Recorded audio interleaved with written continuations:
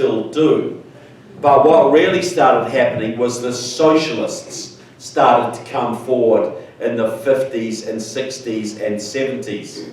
And the greatest example of a socialist leader in your state is, of course, Mr. Paul Wellstone, Senator Wellstone, who is highly regarded in this state. You know, he's loved on the left. A lot of moderates think he was okay. The man is a Marxist, folks. He was Bernie Sanders before there was Bernie Sanders.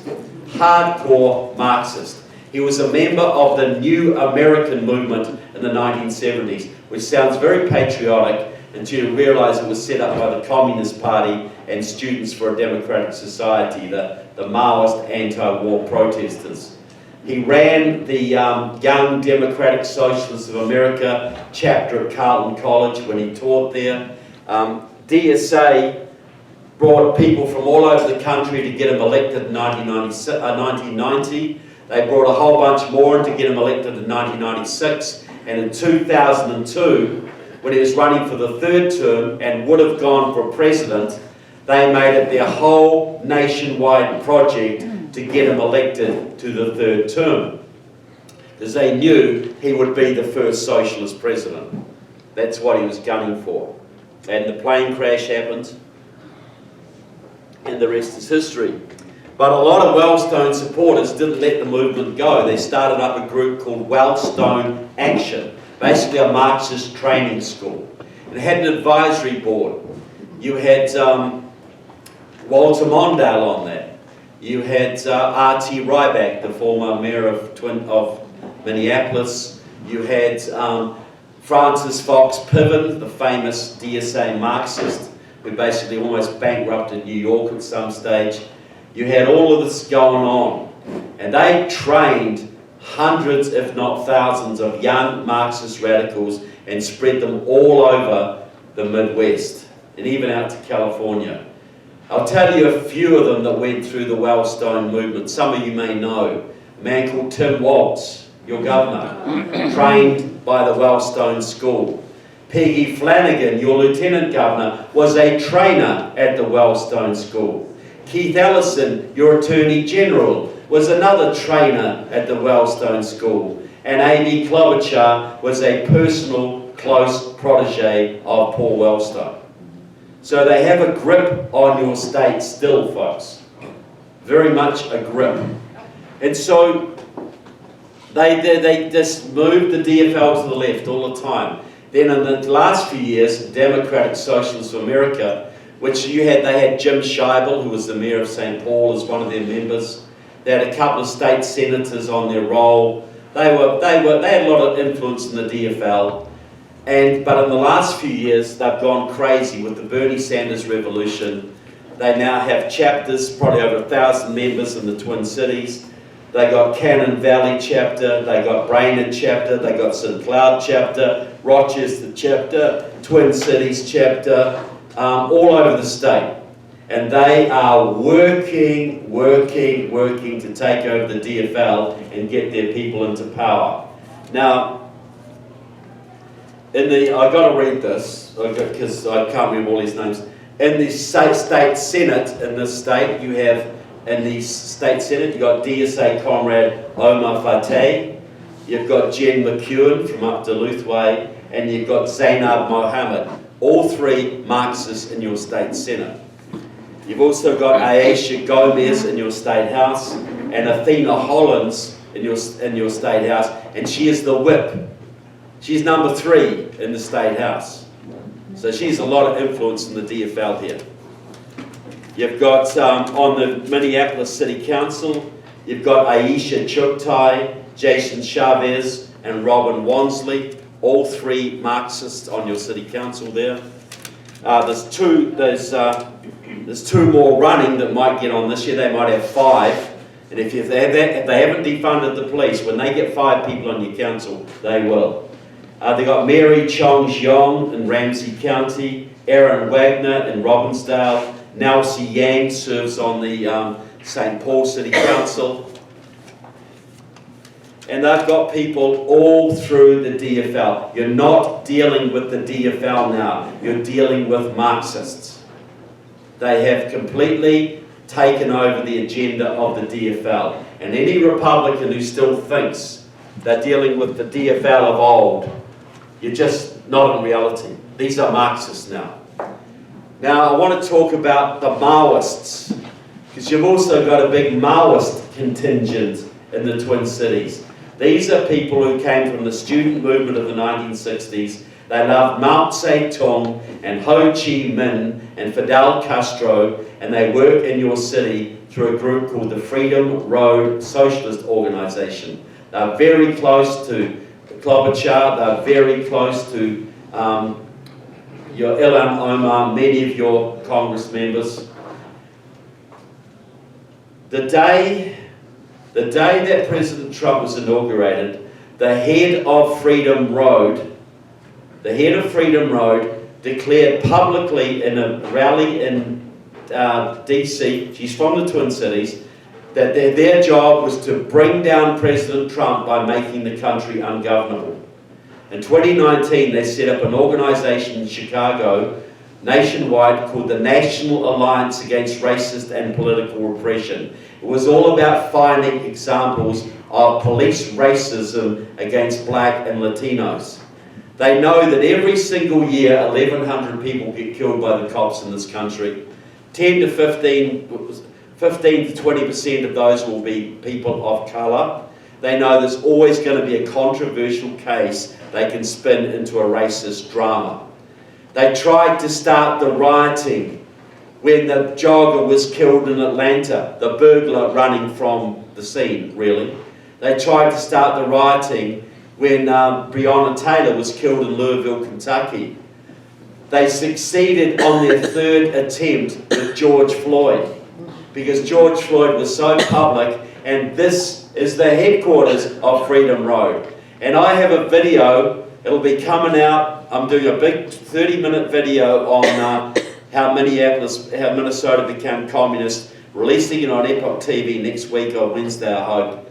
And I've got a 2-minute part in there where the head of, the wife of Steph Urick, Jess Sundin, the head of the Twin Cities Coalition for Justice for Jamar, boasts how she organised all of the rioting through the city. And the joy she felt when Precinct 3 was burnt to the ground.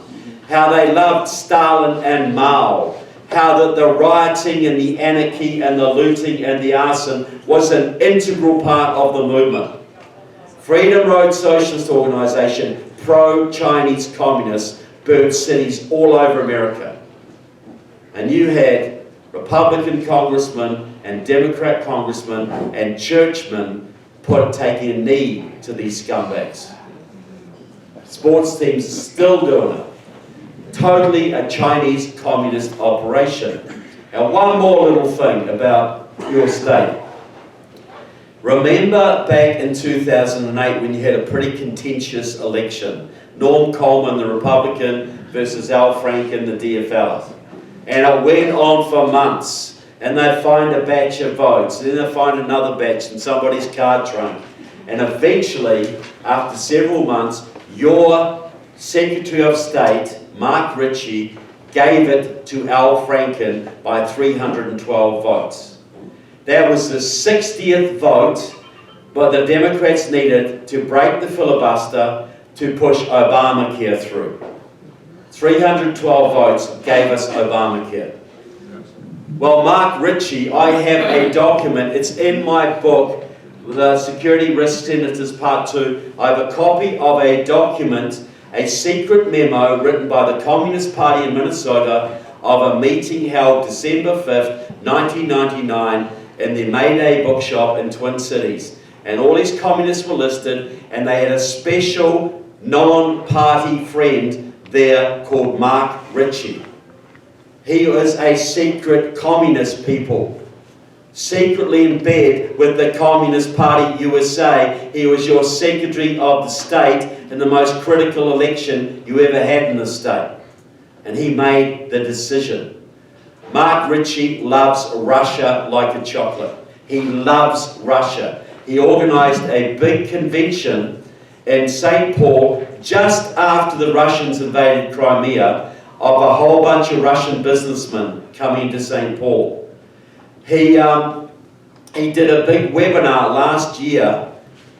It was between America and Russia, and it was all about countering fake information. And the Russian representative was a woman, a Russian academic from the KGB-controlled Institute for the Study of America and Canada. And the American representative was a woman, Jocelyn, from the Blandin Institute, Blandin Foundation, which is pushing sustainable land use and ESG all over your state. Blandin is a curse on the state. This Jocelyn woman, who lived for 10 years in Russia and was a former US diplomat in Russia, her brother is Eric Jocelyn, one of the leading members of the Freedom Road Socialist Organization, actually based in Philadelphia, but he came from the Twin Cities. And now, Mark Ritchie is organizing the Expo. You know, the big Expo, the Minneapolis Expo? He's organizing that, and he serves as Minnesota's representative to the Secretary of the Army. This is how deep you're penetrated in the state, folks.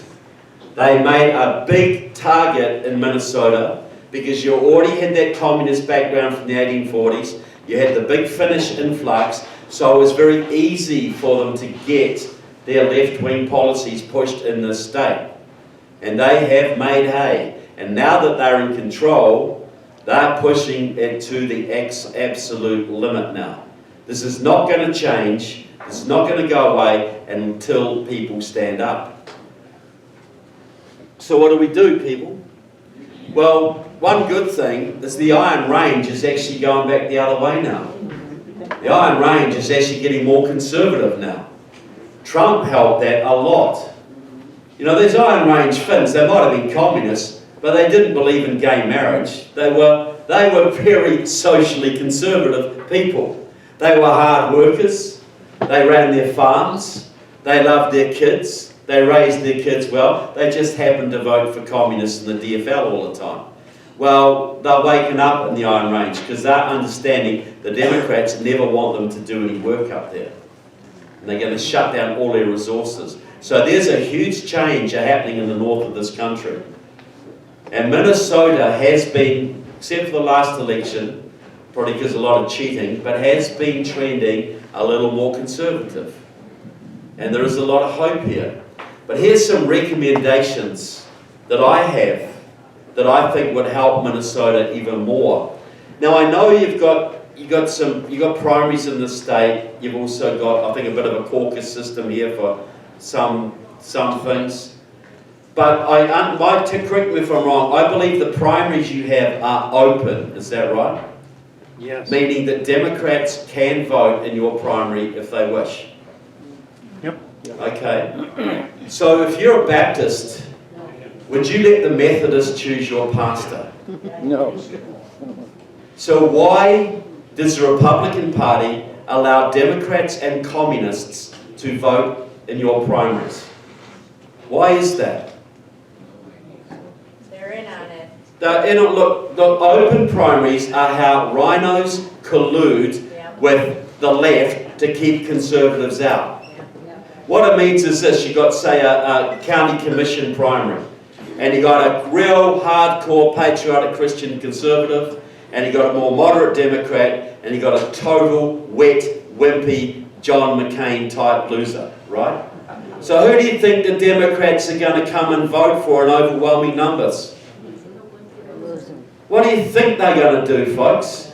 Open primaries are the reason Lisa Murkowski is still a senator from Alaska.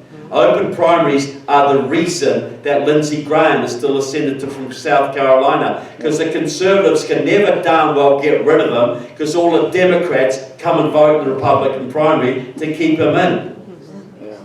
And they are the closed primaries are the reason we have Ron DeSantis in Florida, because the Democrats couldn't come in and vote for his rhino opponent. So we got a conservative. Close your darn primaries, people, so only Republicans can vote in Republican primaries, and instead of having 20% Conservatives in your State House, you'll have 40 or 50% Conservatives in your State House. You think that might make a little difference to you?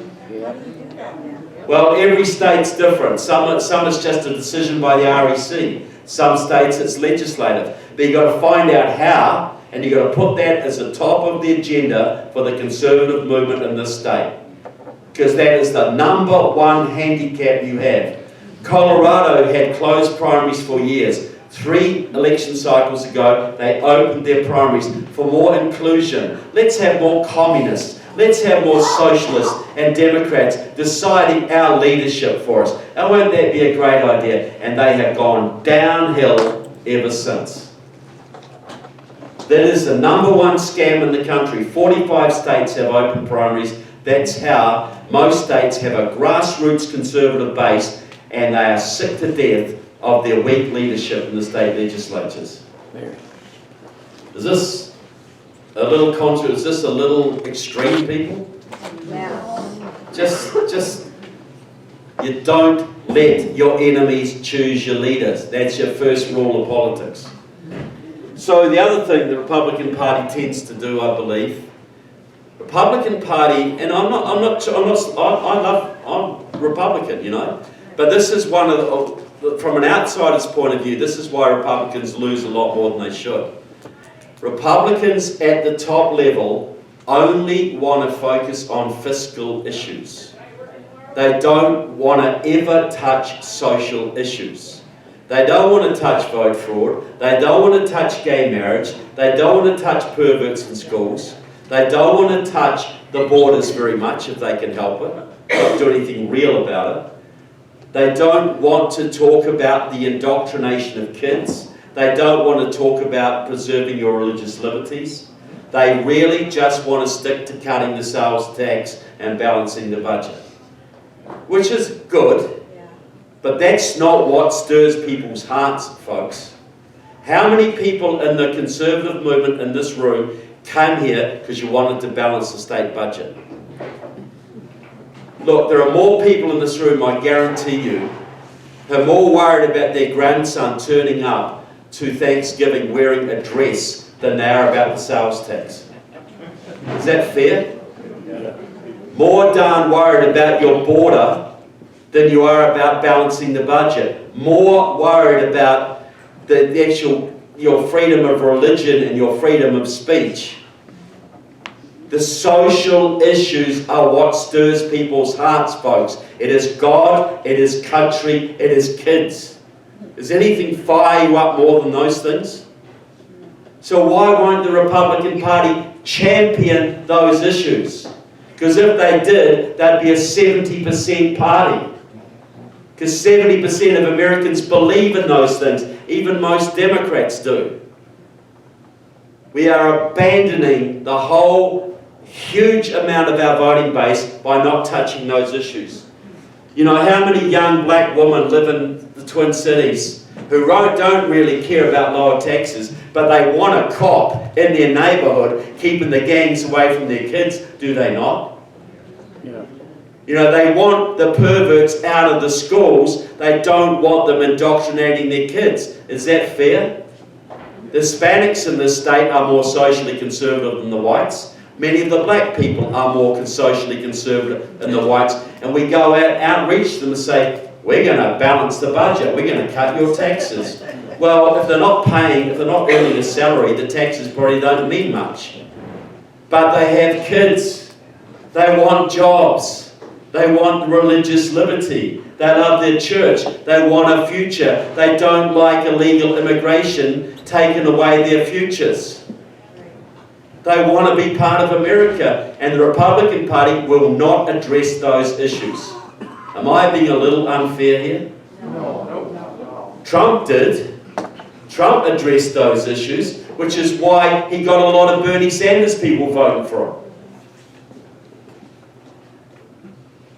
him. Some people are all about fiscal responsibility, and I love fiscal responsibility, but I love my family, my country, and my God more. They are more important to me. You fix your family, you fix your country, you fix your relationship with God. Taxes, we can fix that later. And they'll probably sort themselves out. Now, in this state, this is another, I think, a good bit of advice, that, in my opinion, for GOP and Republicans. New Hampshire was the only state in 2020 that flipped their legislature from blue to red. Only one. And this is how they did it. They identified 40,000 young men in New Hampshire who were not college educated, who worked at the tyre shop or Walmart, who loved their hunting, loved their fishing, loved their snowmobiling, and they're always out in the lakes, they're always out in the outdoors, and they're patriotic as could be, but nobody ever asked them to vote. Well, they targeted 40,000 of those young men and signed them up and flipped their legislature. Do you have any young men like that in Minnesota? Oh, yeah. Only about probably 500,000 of them. You're not going to be saved by the college educated folks. They're all communists. That's right. You're going to be saved by the patriotic guy who left high school, served in the military, now runs his own little business, he's into sport. You've got to go after him. You've got to go to the gun shows and sign people up. You've got to go to the fishing competitions, the bass tournaments. You've got to go to the RV events. You've got to go where they go. You sign up 100,000 of those young men in the next year. Sign up 100,000 of those young men. I think you'll win a few more things than you expect. Quite a few more, especially in the country areas. It's a proven formula, folks. It works. We're ignoring those young men. Completely ignoring them.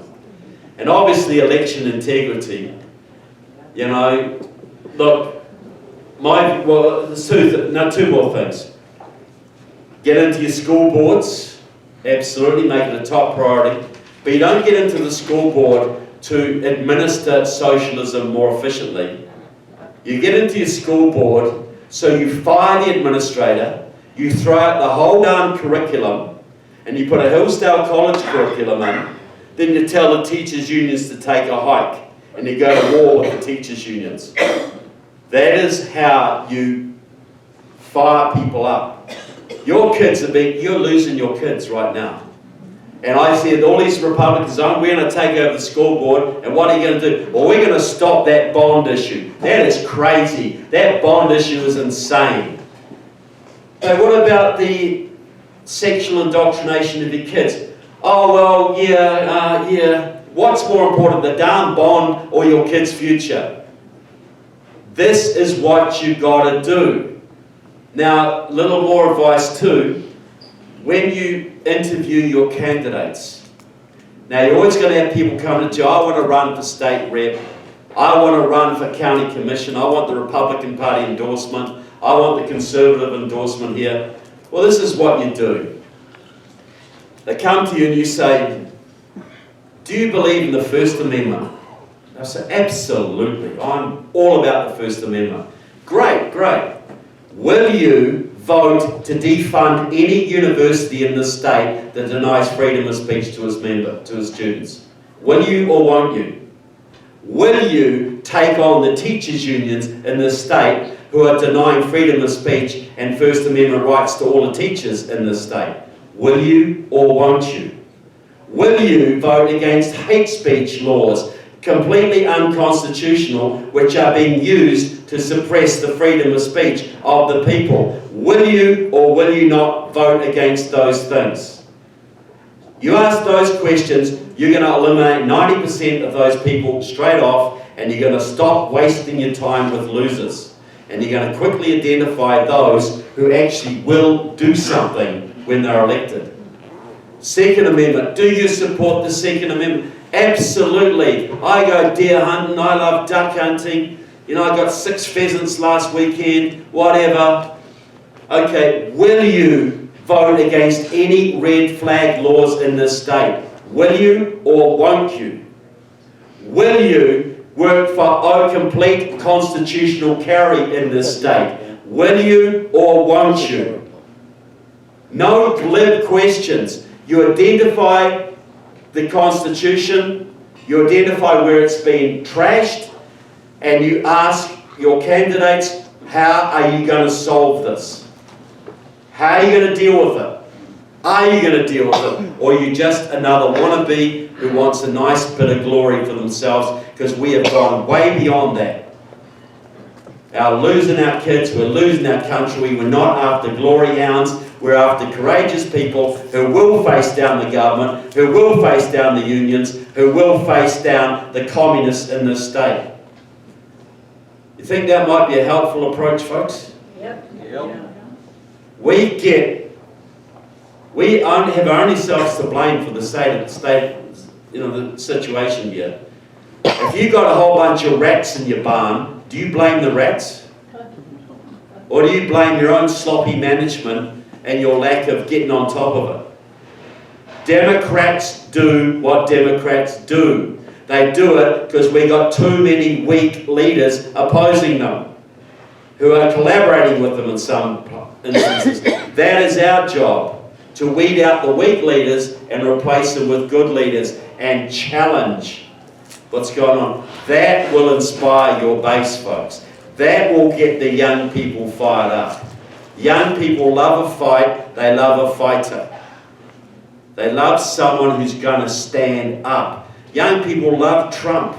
Young black boys love Trump like crazy. He's the man because he stands up. You think they would have gone for Mitt Romney? Jeb Bush? Well, we got to have, Trump showed us the kind of leaders we need at every level. America first, Minnesota first, damn the consequences, I'll tell the truth, come on. These are the kind of leaders we need, do we not? Yes. And if we haven't got them, whose fault is it? Ours. Effectively, isn't it? We haven't demanded it. So this is where we're at, folks. We're in a revolution and things are looking pretty dark. But the greatest victories come from the darkest times, people, because that's when good people finally get off the darn fence and do what they've always needed to do. Now, I do not think we're going to get through this without a little bit of divine providence. Okay? I really think we're in a battle of good and evil here. And there's really no neutral ground here, is there? Is there any neutral ground between God and the devil? No. If you try and be neutral, whose side are you actually on? So that's something we all have to decide for ourselves right now. Which side are we on and what are we willing to do?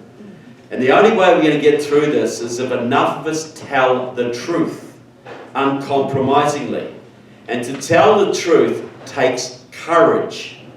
And where does our courage come from?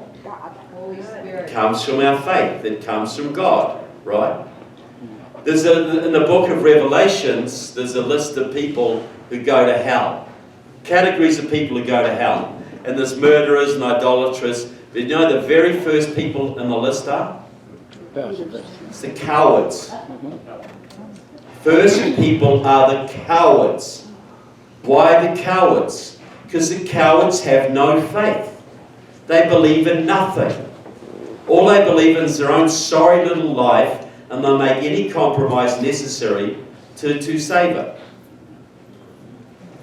Faith, people telling the truth, takes courage.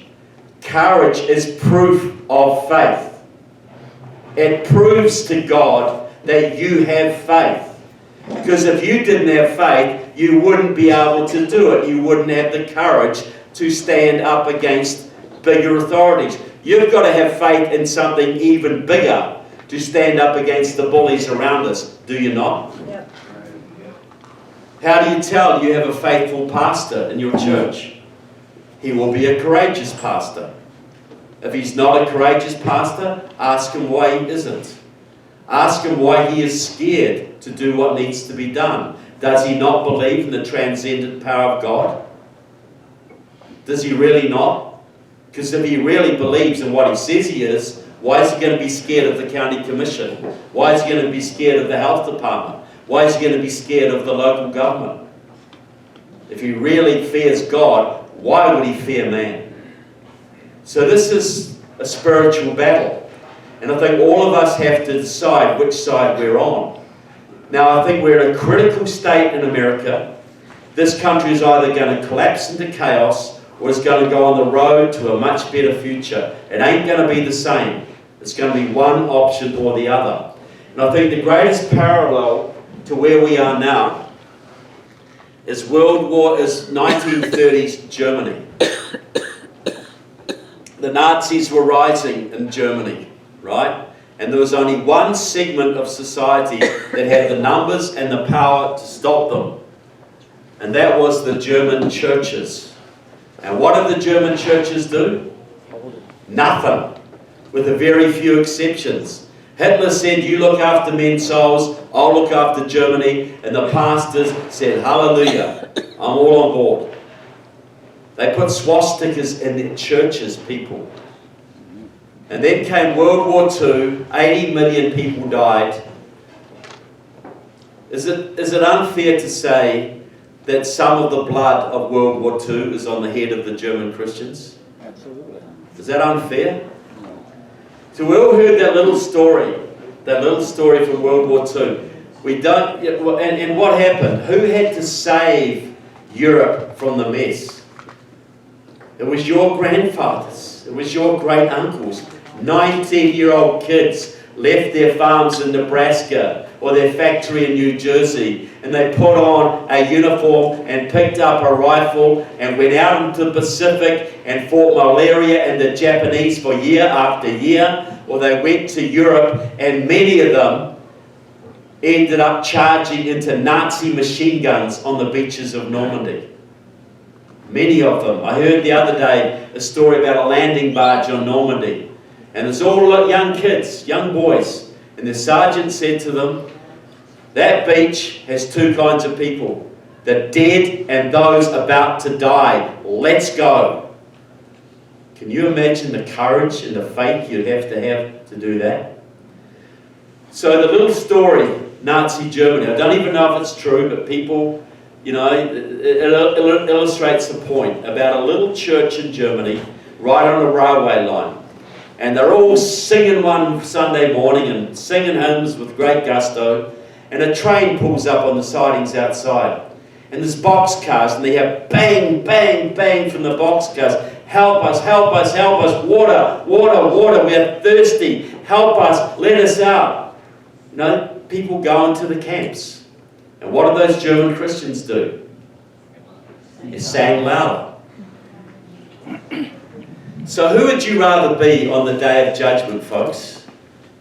Who would you rather be? Would you rather be a German Christian who always went to church, had a wonderful family, was honest in business, went to church every Sunday, prayed every day, but on one day when he was called to love God and his neighbour as himself, on one day he failed? Or would you rather be